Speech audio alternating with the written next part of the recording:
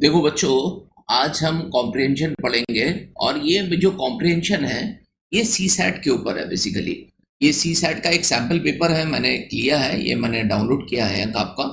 और मैंने सोचा कि कैसे इसका अप्रोच है। तो आज जो हम स्पेसिफिकली हम सी सैट को लेकर क्यों बात कर रहे हैं, क्योंकि देखिए हमेशा याद रखिएगा, जब भी आप कोई भी कॉम्प्रिहेंशन पढ़ना चाहते हैं तो आपको ध्यान रखना है कि आपको एग्जाम टू एग्जाम आपको डिपेंड करना है, आपको उसके हिसाब से ही पैसेज की तैयारी करनी है। क्यों मैं ऐसी बातें करता हूँ? ऐसी बात इसलिए करता हूँ कि जैसे मान लो आप बैंक का पैसेज पढ़ते हो, तो बैंक का जो पैसेज का लेवल होता है वो एक अलग ट्रेंड का होता है। बेसिकली वो मोरलेस वो इकोनॉमी के ऊपर बेस्ड होता है। तो उसके लिए आपको इकोनॉमी के सिनोनिम्स आपको आने चाहिए बहुत अच्छी तरीके से। ठीक है, ये बहुत ट्रिक्स होते हैं, ये सब चीज़ों से क्या होता है, आपकी अंडरस्टैंडिंग बहुत जल्दी बढ़ती है। दूसरा है, अगर एसएससी पढ़ते हैं तो उसमें आपको अलग अलग टॉपिक्स पे आता है। बट जब आप सी सैट की तैयारी कर रहे हैं तो कोशिश करिए कि सी सैट का मतलब क्या है, कि सी सैट में आपको एक क्वालिफाई करना है इसके अंदर। तो बेसिकली आपको क्या है, वो आपको देखना चाहता है कि आपकी एक अंडरस्टैंडिंग है कि नहीं है।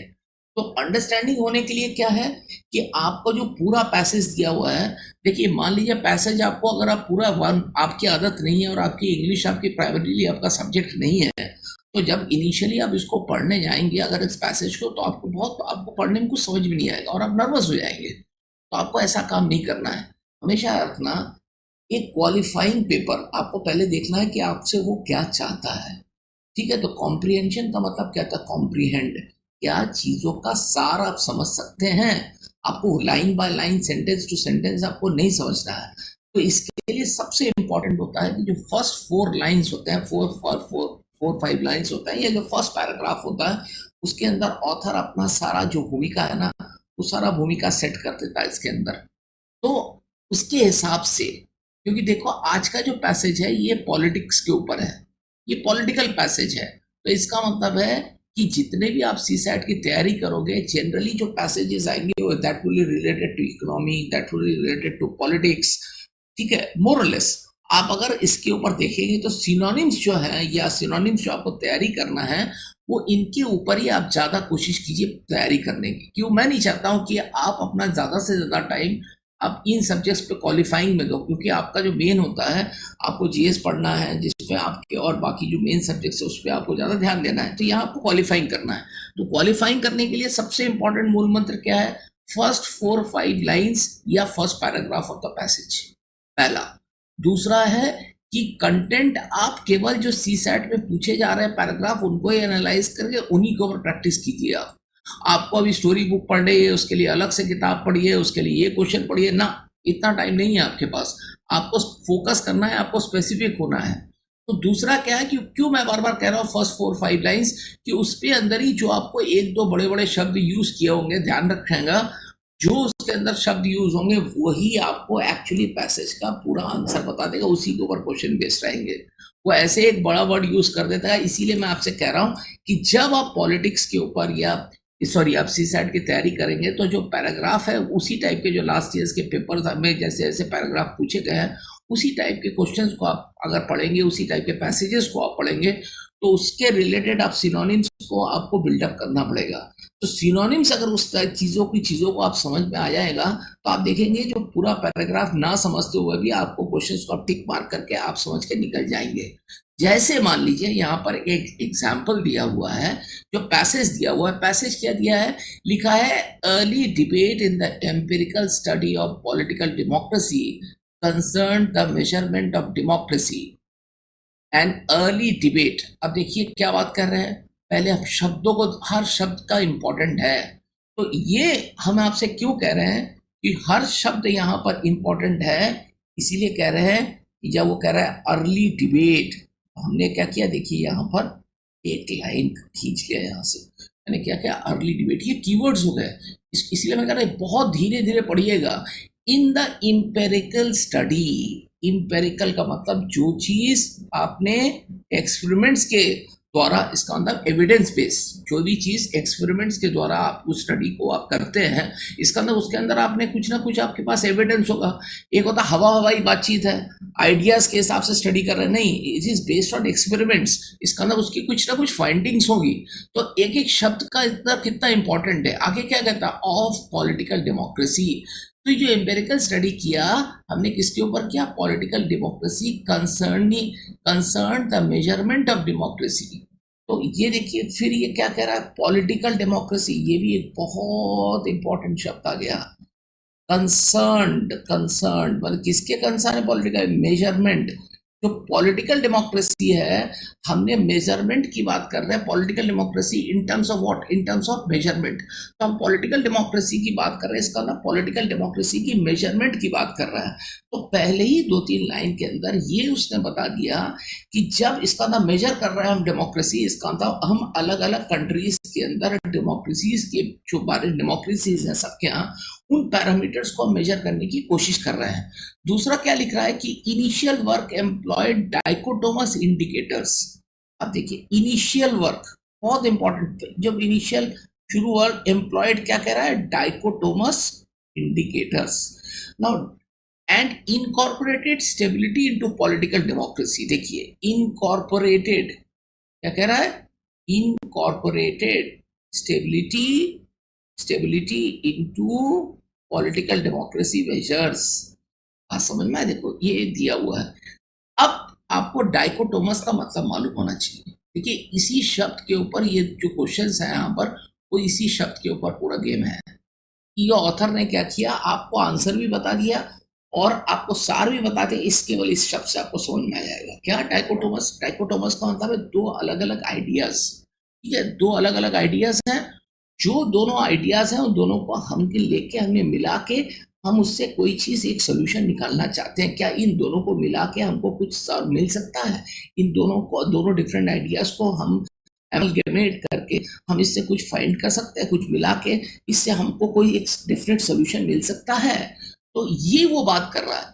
क्या कह रहा है, देखिए an early debate in the empirical study of political democracy concern the measurement of democracy. हम मेजरमेंट ऑफ डेमोक्रेसी की बात कर रहे हैं। And incorporated stability into political democracy, stability dichotomous indicators are initial work employed dichotomous indicators and incorporated stability into political democracy measures।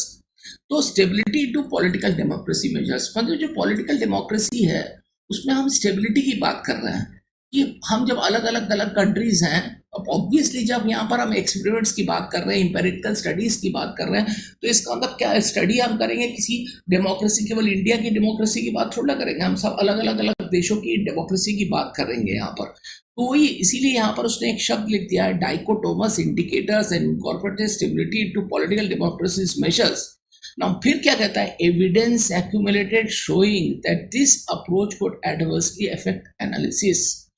अब इससे क्या है, इससे क्या, इसका सार क्या है, एविडेंस क्या बता रहा है कि अगर हम एक्यूमुलेटेड जो एविडेंस जिस इस एक्सपेरिमेंट से हमने क्या हमको मिला, that this approach could adversely affect analysis.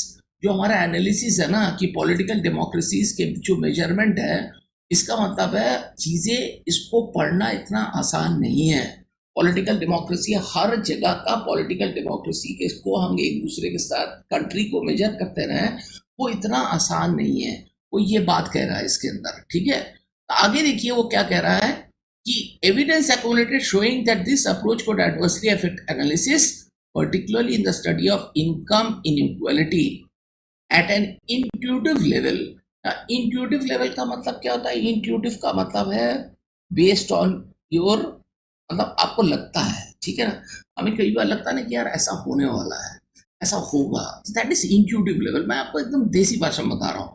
It is appealing to divide the world into democracies and non democracies and the idea that the persistence of democracy should be included in any measure appears attractive but the process have shortcomings। देखिए यहाँ पर उसका सारा answer बता दिया कि क्या कह रहा है, आइडिया जो है that the persistence of democratic institution should be included in any measures appears attractive. ये अट्रैक्टिव तो लगता है but have short Cummings.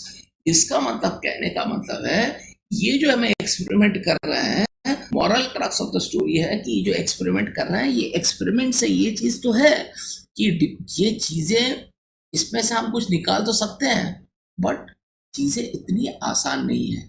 Short Cummings का मतलब इसमें कुछ चैलेंजेस भी हैं, ये चीजें डिफिकल्ट तो है बट ऐसा नहीं है कि इम्पॉसिबल है। ठीक है, वो अगर ऐसा होता कि इम्पॉसिबल होता तो यहाँ लिखता नहीं कि appears attractive but the process have shortcomings. इसका मतलब है कि काम तो कर सकते हैं बट इसके साथ साथ क्या है, चैलेंजेस बहुत सारे हैं। ठीक है, अब आपने पहला पैराग्राफ को पढ़ा, हमेशा याद रखिएगा जब भी आप कॉम्प्रिहेंशन को पढ़ने की कोशिश करेंगे, जब जबकि आपकी आदत नहीं है, तो फर्स्ट पैराग्राफ को धीरे धीरे धीरे धीरे और अंडरलाइन करके पढ़िए। जैसे इसके अंदर बहुत इंपॉर्टेंट वर्ड है डाइकोटोमस इंडिकेटर्स। डाइकोटोमस का मतलब ये अगर आपको मालूम पड़ जाए तो आपको इससे विरोधाभास, दो अलग अलग चीजों को मिला के हम उसमें से एक सार निकालने की कोशिश कर रहे हैं कि इसका क्या, इसकी कोई वैल्यू है, इससे कुछ हमें पता लगता है, इसके रिजल्ट्स क्या, मतलब हमको जो हम रिजल्ट चाहते हैं डिजायरेबल है या नॉन डिजायरेबल है। तो ये बात कंफर्म हो गई कि इसके अंदर जो ऑथर जो आगे पूरे पैराग्राफ के अंदर पैसेजेस में भूमिका बनाना चाहता है वो पॉलिटिकल डेमोक्रेसीज के मेजरमेंट के ऊपर ही है कि भाई इसको इसको नापना, इसका आकलन करना क्या ये आसान है? नहीं। तो उसने पहले ही बता दिया है कि अट्रैक्टिव तो है but the process of shortcomings, इसका अंदर डिफिकल्ट तो है but the there are challenges. अब आप क्वेश्चंस पे आइए।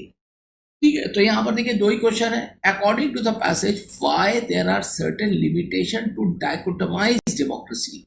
देखो वही बात आ गई, सर्टेन लिमिटेशंस की बात की है और यहाँ पर शॉर्टकमिंग्स लिख रहा है, वहां पर क्या लिख रहा है? देखिए पहला पैराग्राफ का लास्ट वर्ड क्या है, मैंने अंडरलाइन किया शॉर्टकमिंग्स, और यहाँ क्या लिख रहा है? लिमिटेशंस। बात वही घुमा फिरा के वही बात कह रहा है। यहाँ देखिए why there are certain limitations to dichotomize democracy since political democracy is a dynamic process। बिल्कुल डायनेमिक प्रोसेस है, क्योंकि देखिए हम जब एक्सपेरिमेंट कर रहे हैं, डायनेमिक प्रोसेस का मतलब क्या है? चीजें डायनेमिक है। डायनेमिक मतलब it's not statics, dynamic is moving, movement है। ठीक है, तो इसका मतलब है कि इस देश का पॉलिटिकल डेमोक्रेसी का, हर कंट्री का डेफिनेट जो रूल होता है डेमोक्रेसी का वो सेम नहीं होता, सबका अलग अलग अलग पैरामीटर है। अगर हम उसको नापने जाएंगे उसके पैरामीटर के हिसाब से तो हमको बहुत सारी चैलेंजेस आएंगी, वही तो बात है। Since political democracy is a dynamic process, बिल्कुल सही। Since political democracy is an insensitive process. अब इस पर कहीं ये बात नहीं लिखी है कि इनसेंसिटिव है, कहीं भी नहीं लिखी। हमने पहले पैराग्राफ के हिसाब से हमने पहला क्वेश्चन देखा है, कहीं भी ये बात नहीं कर रहा इनसेंसिटिव है। वो कह रहा है कि अट्रैक्टिव तो है, फर्स्ट पैराग्राफ का लास्ट लाइन देखिए appears but the process have shortcomings, but उसके अंदर क्या चैलेंजेस हैं, तो डिफिकल्ट तो है। इनसेंसिटिव की बात नहीं कर रहा, politics an insensitive process. Insensitive process होता हाँ तो फिर हम एक्सपेरिमेंट क्यों करते? अगर वो सेंसिटाइज ही नहीं होता तो हमको एक्सपेरिमेंट करने की क्या जरूरत थी? अगर आप एक्सपेरिमेंट कर रहे हैं इसका मतलब मुझे मालूम है कि ये जो प्रोसेस है एक डायनेमिक प्रोसेस है, अलग अलग सब जगह का एक अलग अलग ओपिनियन है, तो इनसेंसिटिव नहीं है। Since notion of political democracy varies from country to another. Notion का मतलब आइडिया। तो जब आप एक अपनी आइडिया की बात कर रहे हैं तो ये आपको क्या है कि नोशन ऑफ पॉलिटिकल डेमोक्रेसी, हमको कहते हैं ना कि पॉलिटिकल डेमोक्रेसी क्या लगता है कि सब जगह का, हर देश का अलग अलग है। बांग्लादेश का अलग है, हमारा अलग है, यूएस का अलग है। एग्जैक्ट फॉर्मूला फिट नहीं बैठता है, सबका अलग अलग चैलेंजेस हैं। तो इसका मतलब जो दूसरा वाला है, इसके मतलब ये जो सेंटेंस है ना ये सही नहीं है। आप देखो, select the correct option from the codes given below, 1, 2 and 3, 1 and 3, all 1, 2 and 3। इसका आंसर हो जाएगा आपका, इसका आंसर क्या हो जाएगा बच्चे? इसका आंसर हो जाएगा सी। इसका आंसर क्या हो जाएगा? इसका आंसर हो जाएगा सी। ये हो जाएगा इसका आंसर। ठीक है, तो 1 का हो जाएगा सी। अब हम देखें सेकंड क्वेश्चन, देखिए क्या लिखा है, which of the following is correct regarding fusion of stability and democracy. तो अब वो क्या कर रहा है, fusion of stability and democracy, वही बात है। डाइकोटोमस अगर बार्ड हमको समझ में आ जाए तो वही है। डाइकोटोमस का मतलब क्या है कि दो आइडियाज, दो अलग अलग आइडियाज हैं, उन चीज को जब हम एक साथ मर्ज करके हम उसमें से कुछ फाइंडिंग्स निकालना चाहते हैं, वही यहाँ घुमा फिरा के उसने लिखा है, which of the following is correctly regarding fusion of stability and democracy.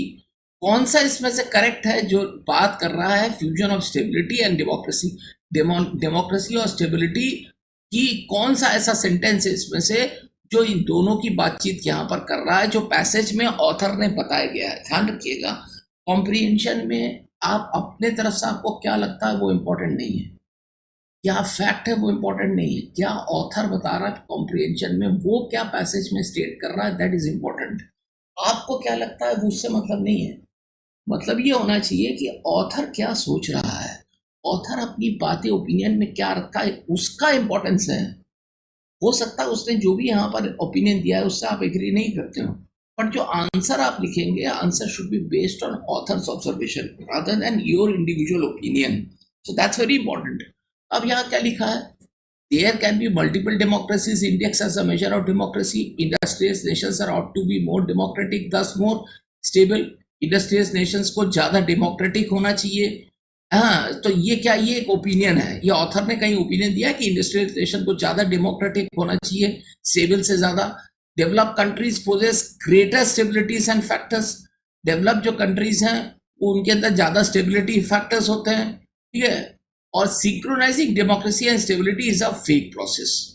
अब देखो, हमने अभी पूरा पैराग्राफ सेकेंड थर्ड पैराग्राफ को नहीं पढ़ा, और हमने क्या पढ़ा था, डाइकोटोमस इंडिकेटर्स, और लास्ट में देखो एक एट्रैक्टिव पर the process have shortcomings, last line ये देखिए, और ऊपर क्या लिखा, initial work employed indicators and incorporate stability to political evidence accumulated showing that this approach could adversely affect analysis. देखिए यहां पर आप आइए, यहां लिखा है evidence accumulated showing that this approach could adversely effect analysis particular in the study of income at the intuitive level, ऐसा लिखा है। तो कहने का मतलब है इसके अंदर से मेरे हिसाब से हमने जब ये चार ऑप्शन सेकंड में से पढ़ा, इसमें से हमको लगता है कि ये जो बातें हैं ना कि हम डेमोक्रेसी को, डेमोक्रेसी क्या लिखा है कि सिंक्रोसी डेमोक्रेसी एंड स्टेबिलिटी, इन चीज को हम एज ए एक्सपेरिमेंट के थ्रू से एक फुल प्रूफ सॉल्यूशन के हिसाब से लाना, दोनों को एक दूसरे को कोरिलेट करना क्या इतनी आसान है, क्योंकि सबका अलग अलग, हर कंट्री का अपना अपना एक डेमोक्रेसी सिस्टम है, डेमोक्रेटिक सिस्टम है। तो चीजों को सिंक्रोनाइज करना क्या इतना आसान है, ये बात ध्यान रखना है। अब हमको आ जाएंगे इन चार में से मुझे लगता है कि इसका आंसर डी होना चाहिए, लगता है। बट अब हम पढ़ते हैं second paragraph. Dichotomizing democracy lumps together countries with very different degrees of democracies and blurs distinction between borderline cases. अब देखो यहीं पर ये आंसर आपको दे रहा है, dichotomizing democracy lumps together with very different degrees of democracies and blurs distinctions between borderline cases. तो blurs distinction, इसका मतलब वो डिस्टिंक्ट, बॉर्डर लाइन केसेस का मतलब क्या है कि हर कंट्री है, जब हम एग्जैक्ट टू एग्जैक्ट पैरामीटर को देखना चाहेंगे, डेमोक्रेसी, इसका मतलब डेमोक्रेसी जो है ना, अगर with very different degrees of democracy and blurs distinction between border line cases. For example देखिए आगे उसने समझाने के लिए दिया भी है, are democratic practice entirely absent from Mexican politics. अब मेक्सिको में वहां पर माफिया रूल चलता है, वहां पर ठीक हो, वहां पर आपका ओलिगोक्रेटिक गवर्नमेंट चलता है। ओलिगोक्रेटिक गवर्नमेंट जो होते हैं वो माफिया रूल को हम इनसोप कहते हैं, ओलिगोक्रेटिक गवर्नमेंट। बट क्या हम वहां पर कह रहे हैं कि बिल्कुल डेमोक्रेटिक प्रोसेस नहीं है? देखिए वो आपको इतने से विरोधाभास है, ऑथर वो आपको खुद ही एग्जाम्पल दे रहा है, वो खुद ही कह रहा है कि देखो कितनी विरोधाभास है, विरोधाभास है तभी तो वो एग्जाम्पल दे रहा है। वो क्या कह रहा है बच्चे, वो ये कह रहा है कि for example are democratic practice entirely absent from Mexico politics, does the return of elections to Argentina mean it is a full-fledged democracy?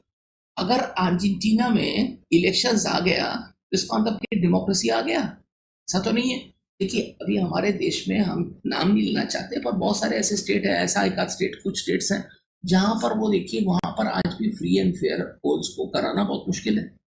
रोज कहते हैं डेमोक्रेसी खतरे में, डेमोक्रेसी खतरे में, डेमोक्रेसी खतरे में, बट खुद डेमोक्रेटिक प्रोसेस को बिलीव ही नहीं करते। वहां पर पैरामिलिट्री फोर्सेस भेजना पड़ रहा है, वहां पर लोग की हालत खराब है वहां पर, ठीक है। क्यों? क्योंकि वो डेमोक्रेटिक, पर वहां जब इलेक्शन होता है लोग जीत के आते हैं तो क्या हम कहते हैं वहां डेमोक्रेसी नहीं है? हम एग्जाम्पल वहां का दे रहे हैं। और पर्टिकुलर एक और दूसरा स्टेट देख लीजिए, वहां का मुख्यमंत्री देखिए वो कहता है सारा माफिया राज खत्म कर दो भाई, ठीक है। वहां पर पता नहीं, वहां पर इलेक्शन हो रहा है, वहां जो मर्जी हम जिसको चाहे उसको वोट देके चले आ रहे हैं, वहां एक डेमोक्रेटिक प्रोसेस, वो भी एक डेमोक्रेटिक प्रोसेस है, ठीक है। तो देखिए कितना विरोधाभास है सब जगह। तो वही यहाँ पर एग्जाम्पल वो देके, जब वो एग्जाम्पल दे रहा है देखिए कि कितना विरोधाभास है, इसका मतलब है ये दोनों आपस में सिंक्रोनाइज नहीं कर रहे हैं। जब वो इतने सारे एग्जाम्पल देने लगा, क्या इस देखो इससे पता लगता है डेमोक्रेसी, इससे पता लगता है डेमोक्रेसी, इससे पता लगता है, तो इसका मतलब क्या, वो बेसिकली आपसे कह रहा है कि कोई भी एक आपस में तालमेल नहीं है कि हम ये नहीं कह सकते हैं कि डेमोक्रेसी और स्टेबिलिटी, हाँ, दोनों जो है, दोनों को हम एक दूसरे के साथ जोड़ के देख सकते हैं, दोनों को नहीं देख सकते, दोनों बड़ा कॉम्प्लिकेटेड है, इसलिए वो बार बार ये क्वेश्चंस को बार बार पूछ रहा है। देखिए क्या कर रहा है, does the return of elections to Argentina में it is a full fledged democracy, does the suppression of Tamil separatist movement in Sri Lanka assign the country to a non democratic rank, ठीक है। The difficulty in answering this questions reflects the inherent continuous nature of the concept of political democracy, ठीक है। देखो the difficulty, पहले ही इसने शब्द लिख दिया, difficulty in answering this questions reflects the inherent nature of concept of political democracies, further labeling some countries are democratic in my sensitive to this implies that there are fully democratic democracy, ये सब देख के लिख दिया। तो last में देखो फिर एक वर्ड आता है अदर पिवोटल मेजरमेंट, पिवोटल का मतलब जो कंपल्सरी है, the most important measurement issue centers on the fusion of stability and democracy, pivotal measurement issue centers on the fusion of stability and democracy. This fusion is empirical. Measures make it impossible to interpret observed association of democratic stability. देखिए यहाँ पर उसने clear answer. Makes it impossible to interpret observed associations of democratic stability with other variables, because it is never clear whether degree of stability or degree of democracy is the operative factor at work. For example, countries that developed earlier are more democratic and later of their level of industrialization. The hypothesis is supported if one usually stable democracy as a measure of democracy, but not if one uses a measure that excludes the stability component. मतलब बाद बाकी की important आप ये सब इधर उधर की बातें दाएं बाएं कर दिया, उसने यहाँ पर देखिए क्लियर आंसर दे दिया, जो आपके थर्ड पैराग्राफ में देखिए, other pivotable measurement issue centers on the fusion of stability and democracy, जो इस क्वेश्चन का है, the fusion in empirical measures makes it impossible. अगर आप एक्सपेरिमेंट्स के ऊपर आप बेस्ड हैं तो इम्पॉसिबल है इंटरप्रेट करना, उसको समझना, association of democratic stability with other variables, वही आंसर है। इसलिए 2 का आंसर क्या हो जाएगा बच्चे, 2 का आंसर हो जाएगा डी, ठीक है। तो ये एक शॉर्ट फॉर्म में है, कॉम्प्रिहेंशन के बहुत सारे चीज़ें होती हैं। ये आज मेरा एक लेक्चर था, हमने एक्चुअली सीसैट के ऊपर मैंने एक लेक्चर बनाया, इसके ऊपर बहुत सारे फाइन पॉइंट्स हैं, मैं इसके ऊपर बहुत सारे कीवर्ड्स आपको नेक्स्ट लेक्चर जो बनाऊंगा उसमें आपको बताऊंगा कि कैसे आपको कॉम्प्रिहेंशन करना है, और विश्वास मानिए ये चीज़ आपके लिए एक लॉलीपॉप हो जाएगा।